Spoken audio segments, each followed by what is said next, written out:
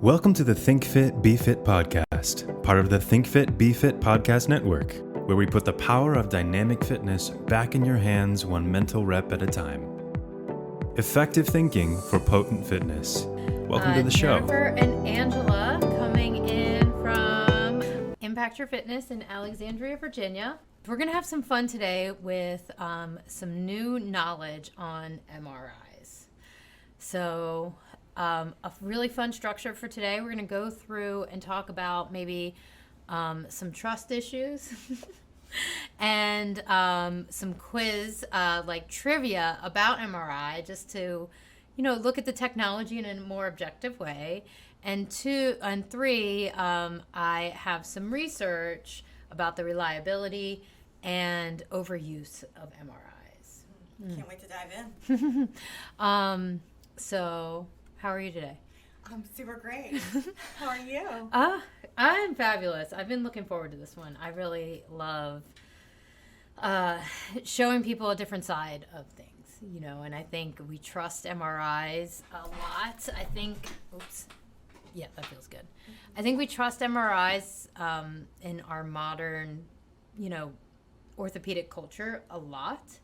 People are asking for MRIs. I'm sure if we had a doctor in the room, they might, have a perspective that when people come in, I've had 2 weeks of back pain. It's been killing me. Can I get an MRI? And so I kind of wanted to take this opportunity as a podcaster and a lover of alternative health and alternative methods for solving joint pain and chronic tightness, to discuss, just some unknown factors. Beautiful. I think it's worthwhile asking questions for something that's so prolific and just goes without any questions. So I think this is really wonderful. I'm looking forward to diving deep and learning all kind of new things about MRIs. Yes, I do. I have put together quite a list. But, first I wanted to touch on something really important, which is trust with our body. Yeah.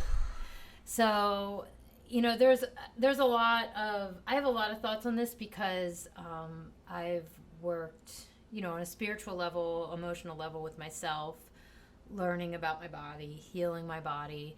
And anybody that comes through the Impact Your Fitness studio, I also want to share with them the importance of having trust in your body, developing an intuition to have trust in your body, and not just give away your power to these scans. Yeah. Amen. And I think one of the things I always say to clients, I love doing pain science quizzes. And that's a good way to teach about pain science, about how pain is made in the brain, and that it's an emotional, psychological, and environmental experience from the brain, and that not all pain is bad, all that kind of stuff. So let's start our quiz. Okay, we're going live on Instagram. Excuse us for a sec. I just want to see if anybody's going to come in and take part in our quiz, our trivia, our MRI trivia. Can I add one piece before you start there? Yeah, that was it's so huge. So huge. Let me piece. just skate over that.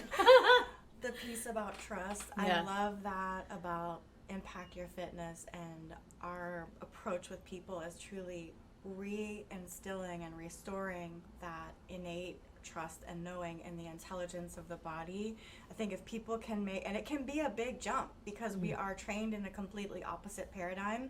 So if people can start to make that jump, either quantum leap or by small steps, that is huge towards sovereignty and health, and really maintaining vibrant health for their entire lives. So I'm about it. I'm excited about this. Vibrant health. Okay, friends, we are doing an MRI quiz trivia, so stay tuned. So first of all, what is the number one predictor of back surgery? Just take a stab. Anyone on Instagram, take a stab. What is the number one predictor of back surgery? I'm going to let someone on IG maybe take a hint of this because I heard you say it before and it was actually shocking. So spoiler alert hint, it's probably not what you think. So it's probably not the amount of pain you have. It's not the amount of injuries you've had. It is the amount of scans in the zip code. So the correct answer is zip code. Zip code is the number one predictor of back surgery. Wow. And that is based on the doctors, sending patients out for scans. So we're going to start with that. All right, our next piece of P.S. No one chimed in on Instagram. You guys are scared. Okay, you can't see my answers, right? No, it's like it's on like 11 type, so you can see that. Wow. Okay, so MRI stands for magnetic resonance imaging. Okay. True or false? It used to be called nuclear imaging. False. True. Oh. I can't remember the exact name, but it had nuclear. It was like NMI, and so people didn't want to get into the machines when it had the name nuclear in it. Okay. So they changed it based on people's reluctance because of that word, not because of the nature of what's happening. Yeah. Okay. Interesting. Yeah. All right. I've got some really fun facts on MRIs because honestly, this technology is badass. Really, I got into it and I was like, wow, that is cool. So the magnet in an MRI is stronger than the Earth's magnetic pole by 100,000 times, B, 30,000 times, 40,000 times, 140,000 times. I'm going to go conservative and say B. No, it's 100 to 140,000 times stronger than the Earth's serious? magnetic pole. Yeah. Oh, holy smokes. I know. So that is the measurement is in Tesla. It's 3 to 7 Tesla. So a 1 Tesla magnet. Mm-hmm. So Tesla, and he came up with the whole theory about magnetic energy, with the ball and rotating, the ball being held up and like rotating on that plate has a specific name. Someone named Biomechanics Geek came in. All right, are we friends or not? Mm-hmm. So, anyways, a 1 Tesla magnet is used at a junkyard to lift cars. I know, isn't that cool? Wow. Okay. Wow. So, all right, now here's one of my fun ones. Wow. Oh man. Okay. So, let's see. Copper is used in an MRI. True or false? True. True. It is. Yes, I got one. It is used to protect the electromagnetic shield. So it's a shielding. Does it absorb the energy or it like directs it down? Yeah, I think it kind of helps contain it in like the copper is put around the magnet, not directly, but yeah. So it's it's holding in the electromagnetic field. Interesting. Yes. So, okay. Do you know how they work at all? These? Not really. Oh, no, my God. I don't. Okay. I don't. So does anybody on the gram know how MRIs work, technically? Okay. I'm going to see if anybody pops in and says it. Okay. So, all right. So the measurement of an MRI, so the image of an MRI is actually a measurement that shows contrast between different tissues throughout the body. Take a stab at what atom it is manipulating. The magnet is manipulating. Hydrogen? Yes! Ah! Okay, whoa! It's hydrogen. I got excited and I clapped. Sorry, podcast listeners. It is hydrogen. So, the strength of the magnet aligns the hydrogen atoms in a certain way, it pulls it. It says like soldiers get in line, and all the hydrogen atoms start facing the same way, and that's based on the frequency that they set for the magnet. So if they want to look at brain tissue versus a knee versus a liver, I don't know, somewhere where cancer might be, then it's going to have a different magnetic pull for those hydrogen atoms to line up. And then the hydrogen atoms are magnetic, and the measurement that is detected is the current induced by the change.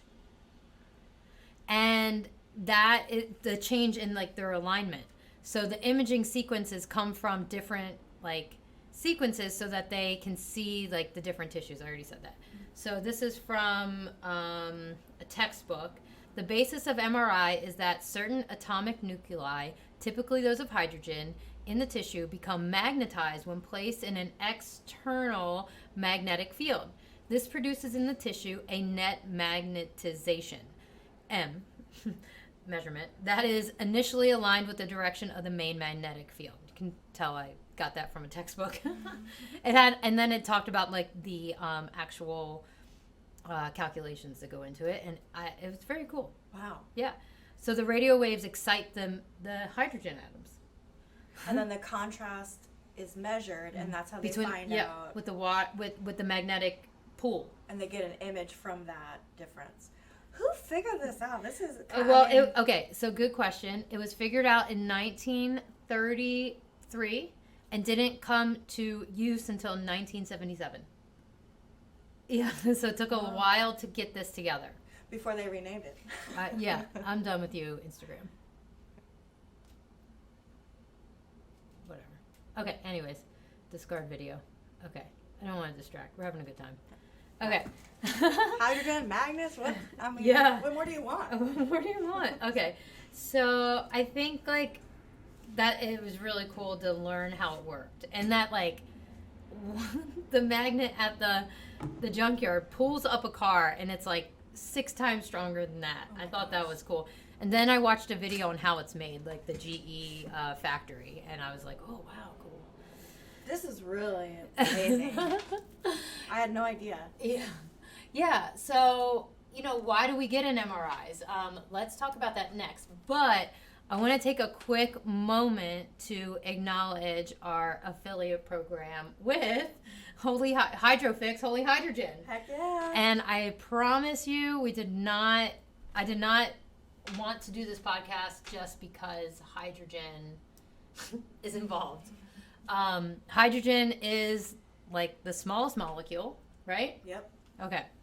And we have been, lucky enough and really, truly just blessed to be aware of this technology. Agreed. Yeah. And all thanks to Angela, Greg the Hydrogen Man, Uprising 144K, and, like thousands of studies. And hydrogen is used by health professionals as a powerful antioxidant and is the number one tool to fight inflammation. And that is shown in multiple medical studies, including like the top 8 reasons for death. It can help, with that antioxidant power. So studies show therapeutic potential in cancer, diabetes, digestive, and heart issues, and essentially every organ and system in the body. Because hydrogen is the smallest molecule in existence, it can pass through the cell membrane and even the blood-brain barrier to clear out inflammation and free radical damage, where other antioxidants just can't get there. So visit this wonderful affiliate. You can see it in the background potentially here on the video.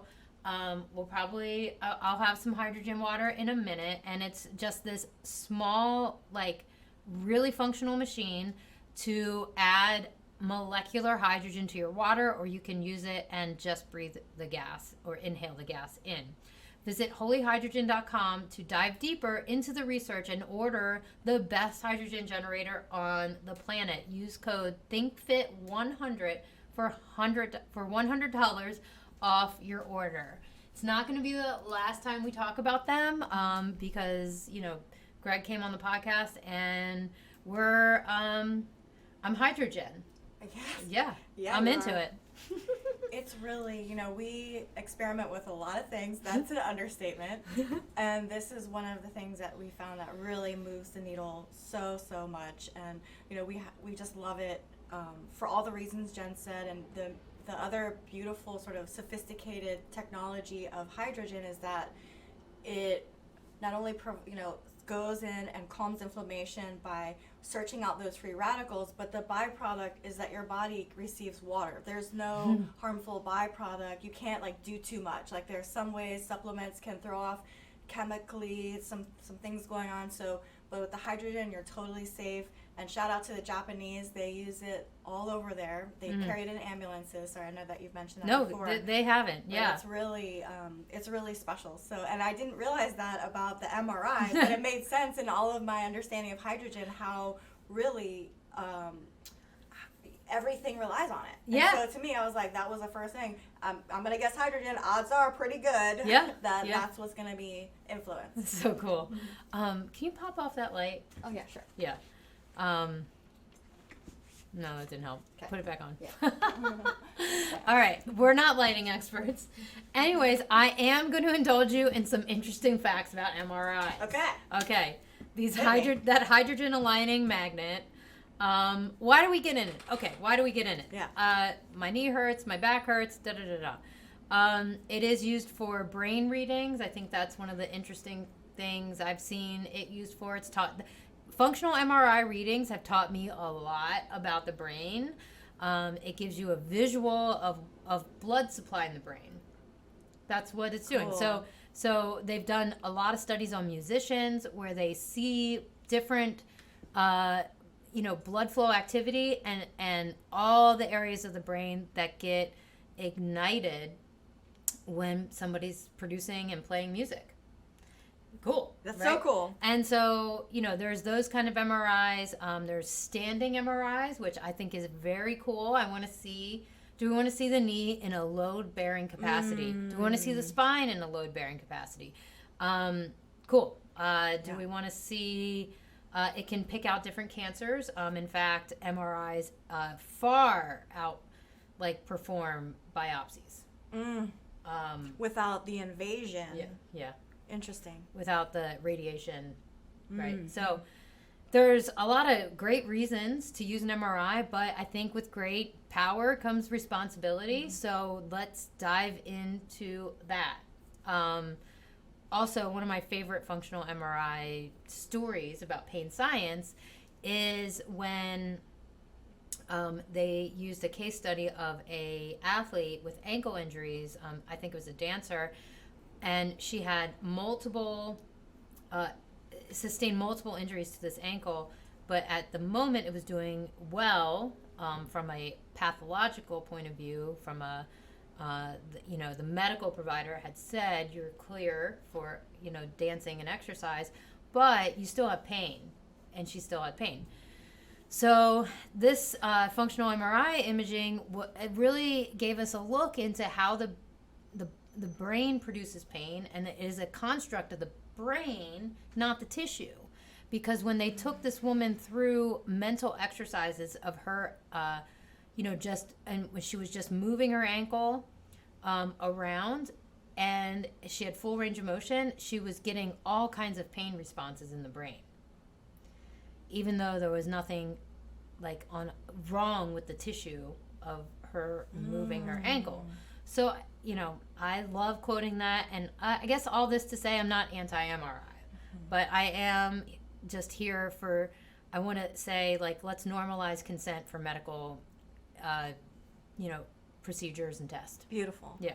When it's appropriate in the right context, it can be very valuable and revealing. But if you live in a zip code where they're cutting people open, maybe it's something to think about or reconsider. Yeah.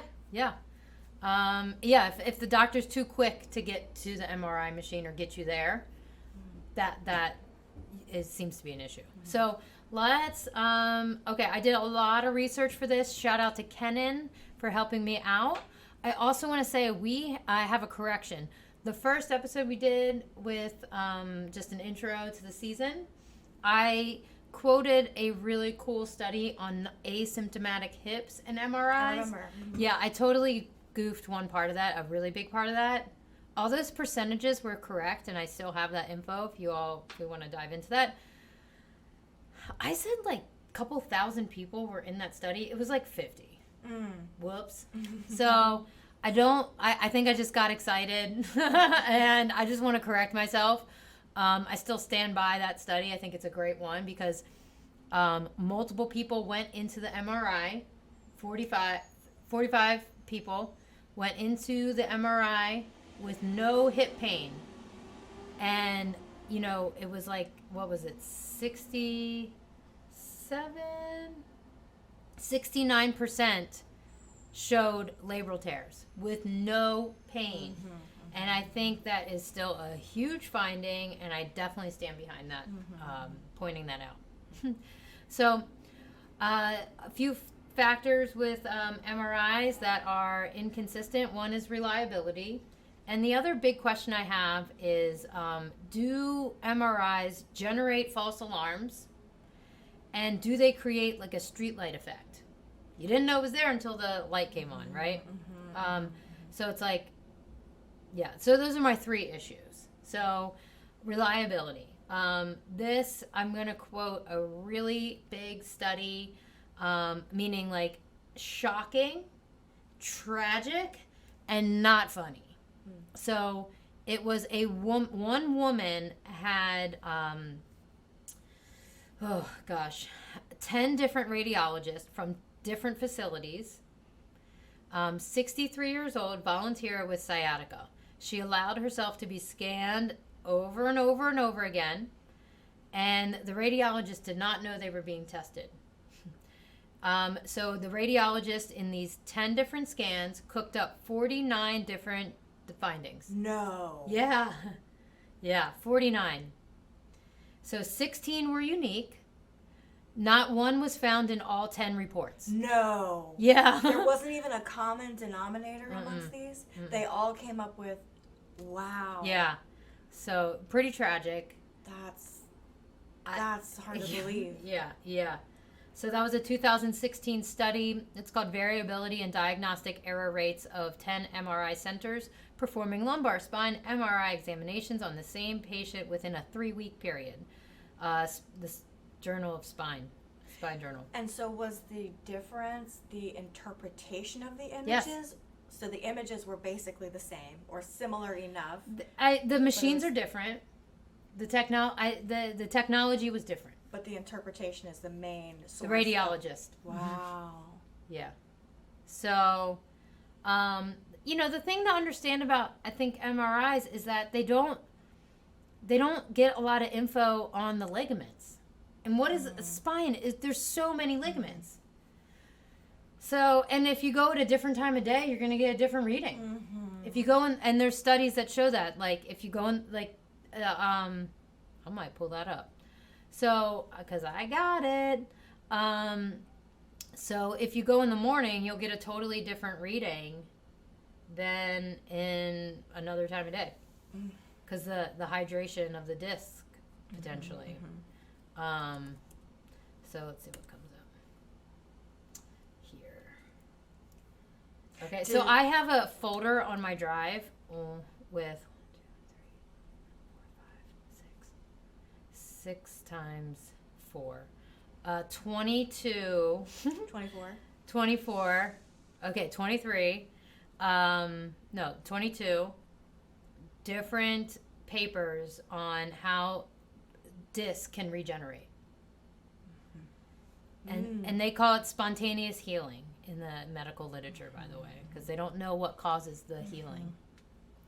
So we'll get to that later. So anyways, that's a reliability huge blunder there. Wow. Like, we really have to, I don't know, I think we have to know that something like that is possible before we get an MRI reading, especially if you're going in for ligament stuff.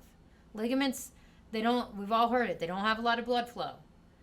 That means they don't have a lot of water, which there's not a lot of hydrogen to pool around. So they can't see it. Like, with the brain, there's a lot of fluid activity up there, so you get really beautiful, like, images. I don't know, pretty plain and simple, right? Yeah. All right, let's see. Wow. Yeah, tragic. A survey of 100, this one was fun. This was 100 board-certified practicing orthopedic surgeons were surveyed. And this was given at 2 national conferences. So it wasn't like rogue orthopedic surgeons like hanging out in the street corner skateboarding. These were guys, gals, that were at a national conference interested in furthering their education and their practice. So, I think, I'd love to see what was on the schedule for those weekends. So 100 board certified practicing orthopedic surgeons were given a survey. So they wanted to assess the value, reliability, and diagnostic utility of MRIs in preoperative planning in shoulder and knee surgery. Of 93% reported that there was believed to be a problem with the accuracy of an MRI in the setting of a prior surgery and or if previous hardware was present. So if somebody's had previous knee surgery, previous shoulder surgery, your MRI is basically useless. So, I don't know. You said 93%? Believe that there's a problem with the accuracy. So majority, 91%, also preferred intra-articular view of the knee or shoulder prior to surgery as opposed to using an MRI. And I think that's interesting. That was a 2019 study, Clinical Medical Insights, Arthritis, Musculoskeletal Disorders.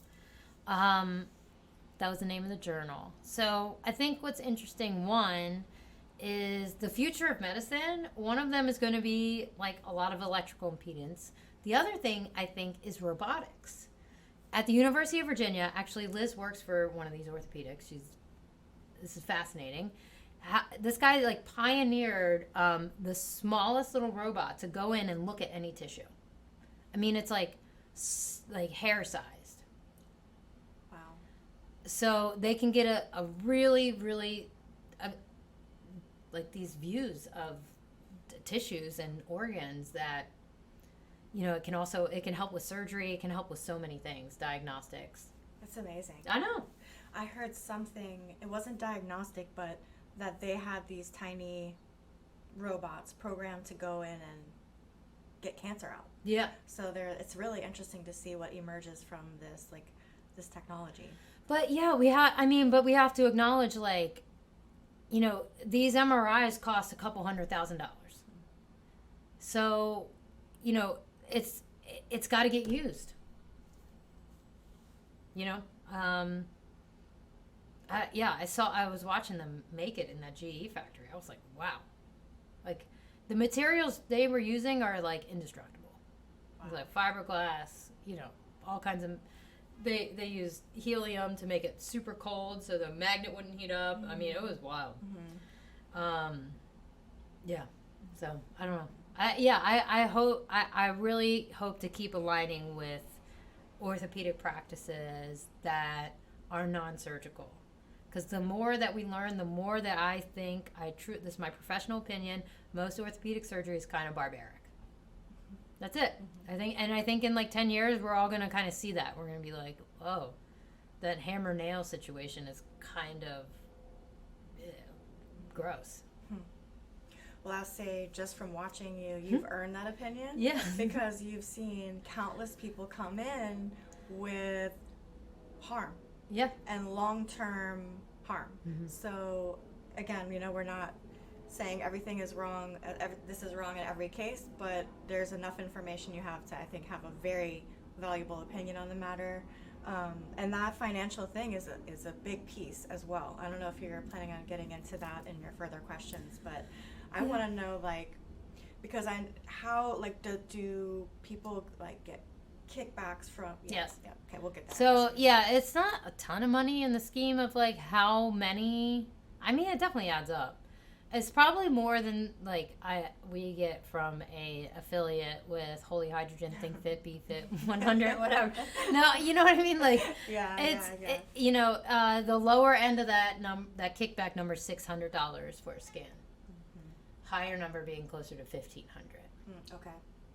So, But I mean, and they make much more money on surgery, obviously. Like, so those two things kind of go in hand. Yeah, for sure. Yeah. But okay, so I found. All right, let's see. Okay, so those are my things on reliability.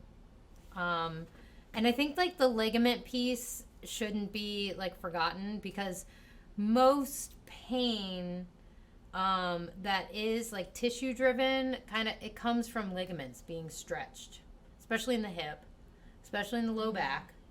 That's why I kind of went on a huge campaign about like not stretching when you have pain all the time. Like because if you overdo it and you stretch a ligament, you're pretty much in trouble. Or a nerve, like you're in trouble.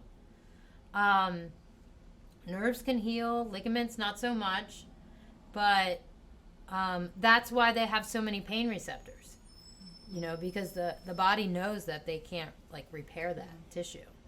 Muscles, tendons, it's not quite the same density at all for pain receptors. I mean, the muscle has to like break for it to like have, nociceptive qualities. Which goes back to your first point about self-trust. Like, yeah. Oh, I'm stretching the crap out of my back and it hurts, or whatever, these things. Like, trusting the body's signals and investigate further. Yep. Investigate further. Not run to the doctor, try to get the answers. There are cases where, an infection or a tumor can be diagnosed for an MRI. But, like orthopedic surgeons have ways of, getting getting the right information from you, and sending people through conservative treatment before doing that.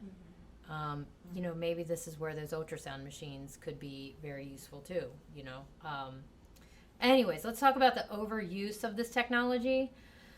A July British Medical Journal 2021 paper, it suggested a problem with the over-reliance in MRIs in the UK of 306 requested by 107 clinicians across 29 practices. Only 4.9% appeared clearly indicated as needing intervention, and only 16% of those received appropriate prior therapy before like surgery. So there's a huge problem. This is definitely an obesity and lifestyle issues too. People aren't getting proper counseling about what is going on with their body, proper education about what's going on with their body. The text highlights that most patients suffered from chronic symptoms and psychosocial flags, with mental health being addressed in only 11.8% of cases. A patho-anatomical approach, which means take away the stress, that's when they would say, why don't you stop walking? Like, why don't you wear these orthopedic shoes? Why don't you use a cane? That's like taking away stress from the body, which is the opposite of training and physical therapy. Or shifting the stress in a different way. Yeah. Not totally taking it away, just misplacing it maybe. Yeah, Yeah, so that's what that word means, patho-anatomical approach. That was the primary method of addressing musculoskeletal care, when really, like, we should be talking about pain science, how pain is constructed, what the experience of pain is like, and that the worst thing for pain is fear. Like that's what we really need to be. That's the intervention. And it's not profitable. I know physical therapists that can, attest to that, because they do that work. Only 7.8% of patients were managed without extra referrals, and 1.3% of scans resulted in changed treatments. So they went to go get these MRIs, and only 1% of them changed their approach. So there's a significant lack of proper scan interpretation, leading to overdiagnosis and low-value referral, post-MRI referral.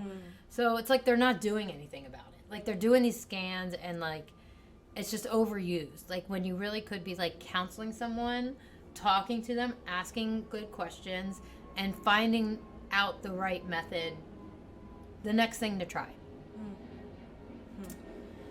MRI triggered referrals had near zero conversion rates, causing delays in appropriate care. The cost of these cascades exceeded direct MRI cost, potentially doubling expenditure. So this means like compared to physiotherapist-led assessment services, like what I was saying, like, actual, person-to-person therapy without significant increased therapeutic yield. So basically the people that were waiting for MRI scans got inappropriate care when they could have just gone to a physiotherapist, a mental health provider, and gotten good care. And put that under the tragic category. Yeah, it's tragic. Yep.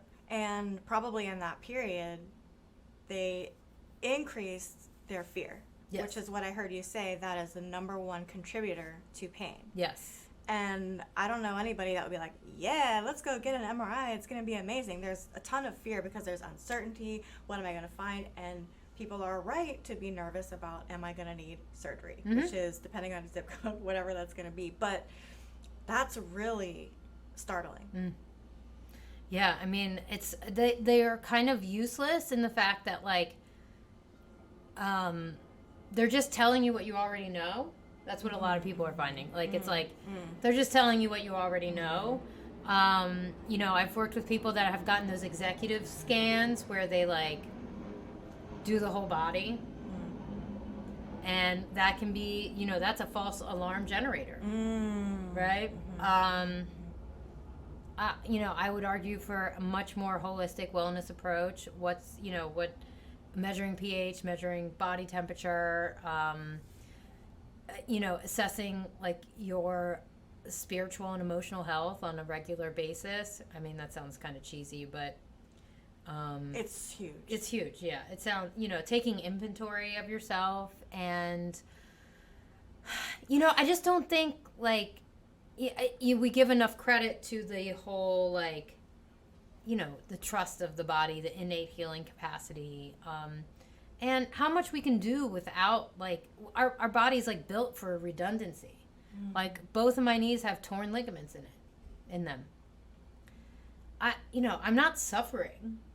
I'm quite the opposite. I'm thriving and squatting and pickling. Yes, I'm very well muscled. I'm very well muscled, and so there's even, the MRI, it then comes down to just doctors covering their ass, which is a whole nother thing, which makes, which gives me an empathetic, look into the whole situation, because we know malpractice and all that stuff is a huge problem. Yeah. The whole system is flawed. Yeah. So, all right, back to this fear and back pain thing. I'm quoting Lorimer Moseley. He had a great TED Talk on why things hurt. That's what it's called, Why Things Hurt. And he is the premier talking head for pain science. So he is a hero of mine. You guys know I love pain science. Any piece of credible evidence that they are in danger, meaning the patient, should change their pain. So once you see the scan, that's going to change your pain. That's what he's saying. And they are all walking into a hospital department with models like this on the desk, just basically waiting for them. What does your brain say when it sees a disc that's slipped so far out of it sitting on its own? I don't get it. If you ever seen a disc in a cadaver, you can't slip the suckers. They're immobile. You can't slip a disc. But that's our language, and it messes with your brain, and it cannot mess with your brain, and it cannot mess with your brain. It cannot not mess with it cannot brain. not yes, sorry. No, totally. It cannot not mess with your brain. So, yeah. Okay, so let's just say that disc slipping is not an actual thing, and it's true. I've seen them in cadavers. You can't move them. I don't know. I think the slipping is just a hydration thing. I think it makes sense under that lens, but I don't know. It's that's a whole nother research dive, and I have the research, and I love looking through it. So if you want to hear all about that, let's go. Let's go. But only if you drink hydrogen water. I'm only taking requests from well-hydrated listeners. That's right. Because your brain has circulation. Because your brain has... Oh, my God. Man, but what I got from this leader in the field is that there's no way that even walking into an office and seeing these images doesn't impact you, doesn't mess with you. Yeah. In a potentially harmful way. Yeah, pain. So that whole pathway is about essentially like the drive of the nervous system changes. So it becomes impossible to turn on parasympathetic and have like vagal tone when you're in a high state of fear. So then the pain never turns down. That's one explanation for this. There's others that I'm not going to get into. We have probably 3 or 4 episodes on pain science. I've contemplated having a special series on Think Fit, Be Fit on pain science because it is a passion. So maybe needed information because people do not. It doesn't seem that people understand the brain's creation of it. They tend to assign the one-to-one. There's pain, there's damage. Yep. When that first example of this ballerina or this dancer's ankle gave us direct example that's not true. Yep, exactly. Yeah, so that's exactly, one of my missions here on planet Earth is to, share how the body, constructs like our perception and how we move and how moving is so important for our health and how our brain can thrive and how our body can thrive and going into a situation like he was describing where those pictures are waiting for you, and when you can kind of back to the brain, when you visualize that the one-to-one scenario is true, you make it true. That's true. Yeah, that's 100% true.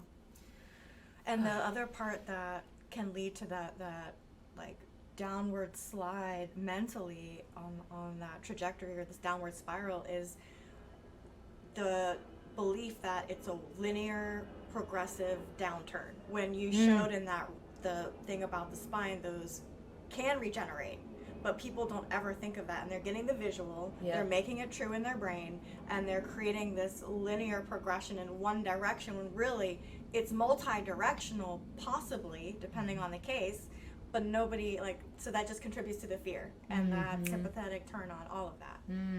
Thank you. Yes. We got the streetlight effect on there. Thank you so much. Perfect, Okay, so I have some more stuff that I pulled, and I'll just kind of go through this research on accuracy of testing and stuff like that. So spinal fusion for chronic low back pain, a systematic review on the accuracy of test for patient selection. So diagnostic tests have proven to be non-specific and their accuracy poor in determining treatment success. That's taken right from the study. Yeah.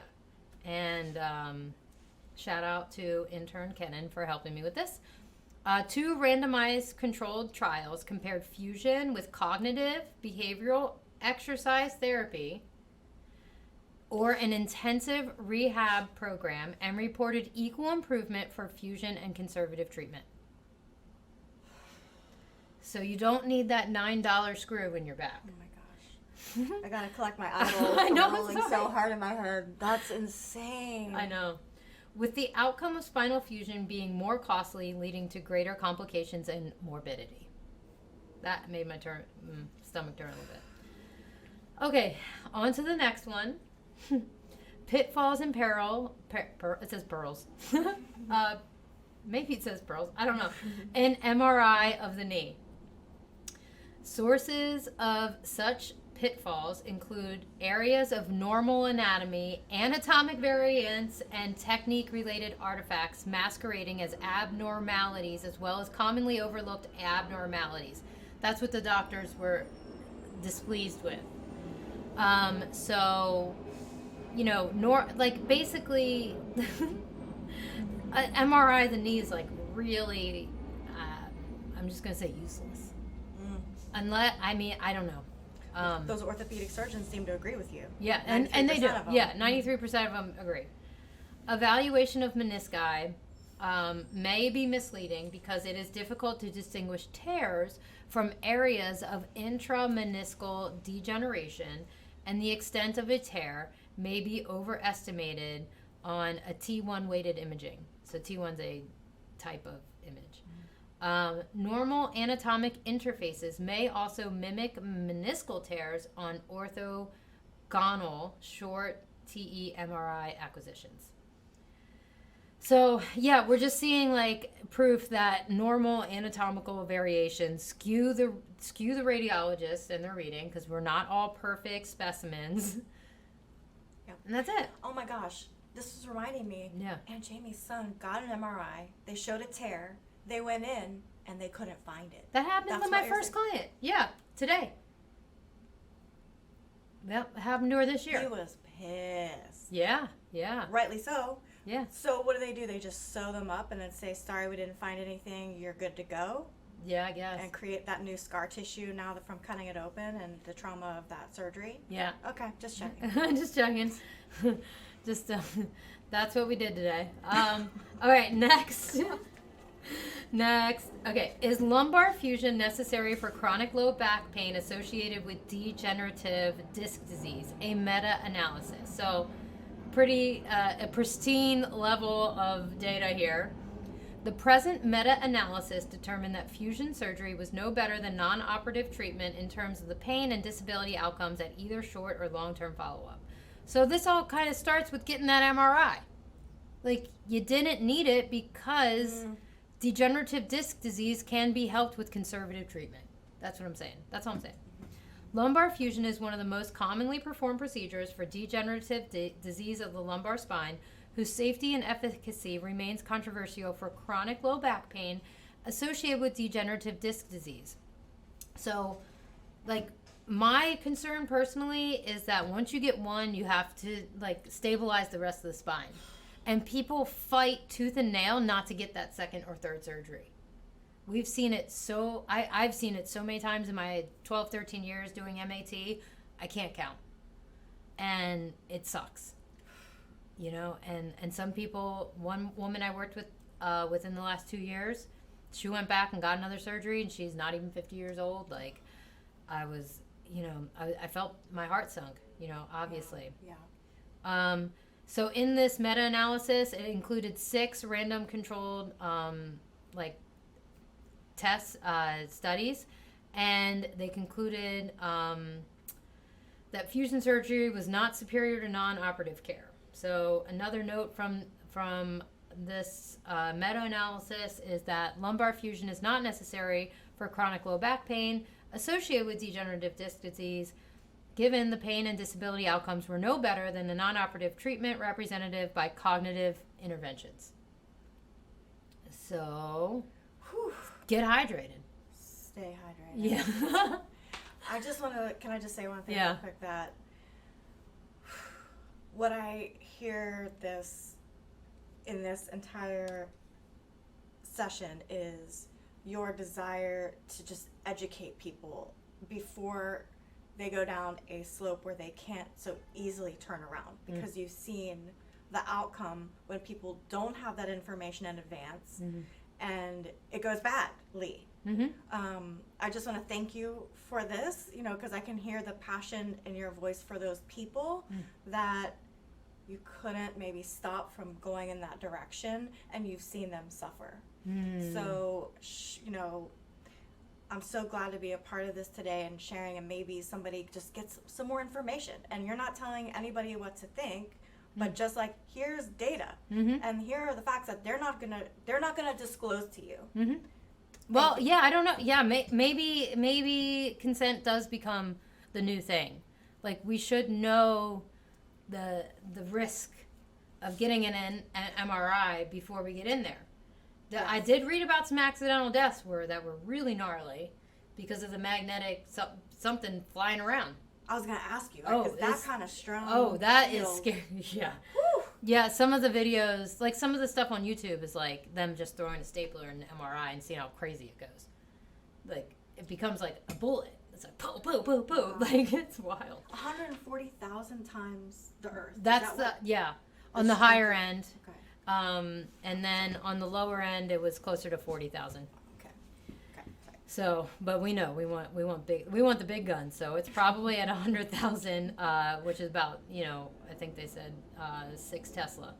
So, all right. Now here's the thing that I mentioned in the first episode, and the oopsie that I brought up: prevalence of abnormal hip findings in asymptomatic participants, a prospective blinded study. So meaning like the radiologist did not know when these people got in the tube that they had no symptoms.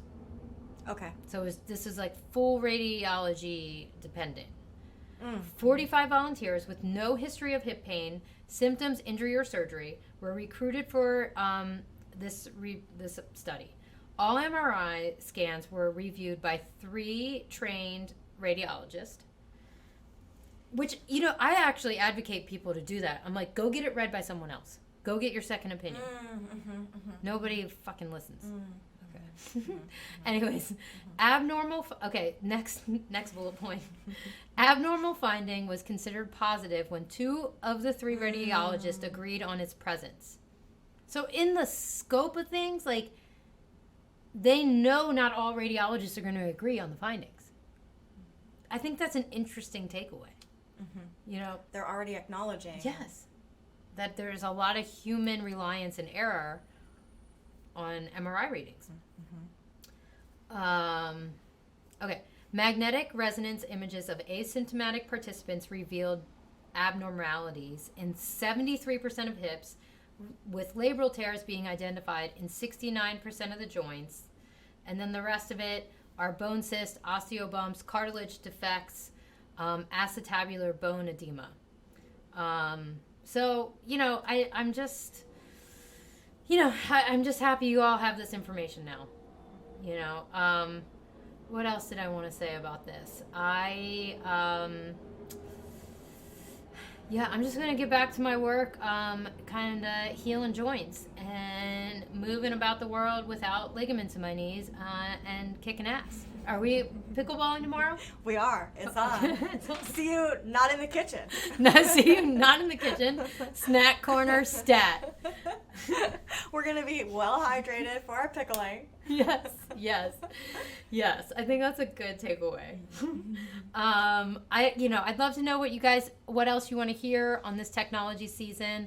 I've got, of course, Dr. Tim Brown coming on for the NUX technology, interactive neuromuscular stimulation that I use all the time. 90% of my clients know about my electrical magic, and Dr. Tim Brown is the Chief Science Officer at NUX. We're also going to have a separate conversation on how electrical stimulation affects muscle trigger points and knots. That's a big mission of mine, is learning what the hell muscle knots are, because there's no professional consensus on them. No matter how many needles you've got stuck in them, there's no professional consensus on what trigger points actually are. So we're going to talk about that, which I'm so excited about. What else? We have Kinvent technology, which is biomechanical reading technology that we use here in the studio. If you're noticing a theme here, it's stuff that we trust, that we love, and we're going to talk about why we trust and love it. What do you think? Anything else? Dr. Derry Tennant, anyone from his organization would be a wish list. So if you can make that happen, Angela, go. That's my guy. That's our guy. That's our guy. Jerry. Who else? I don't know. I had some other thoughts. What else do we have on the calendar?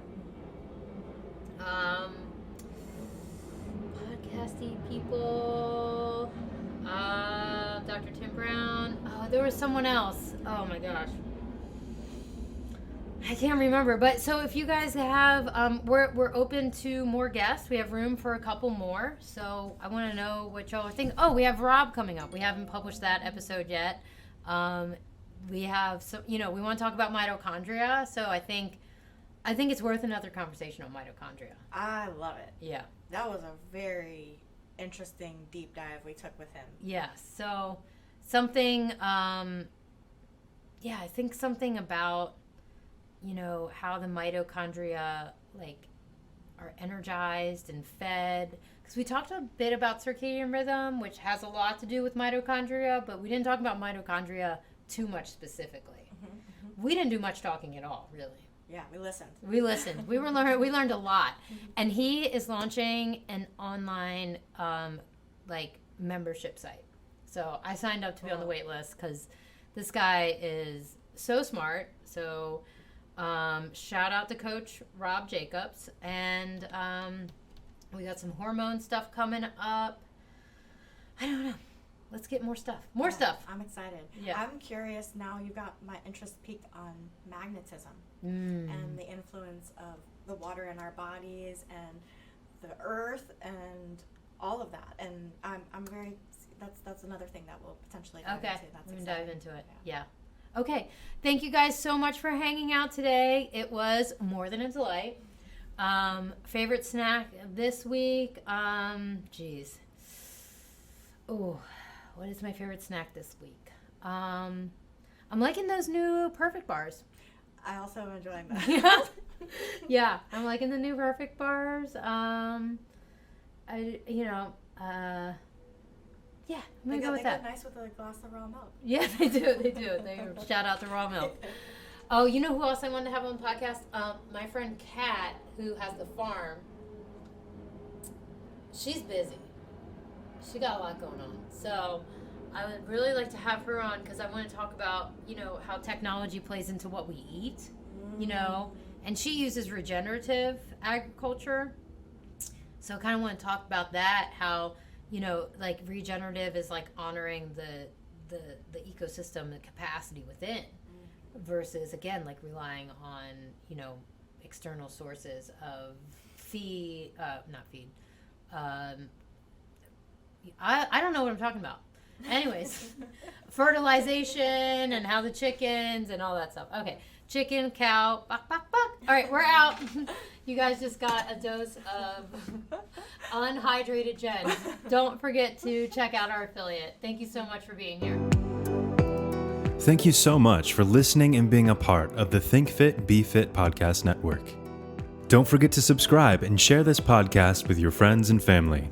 If you're interested in further resources, check out or visit our website, thinkfitbefitpodcast.com.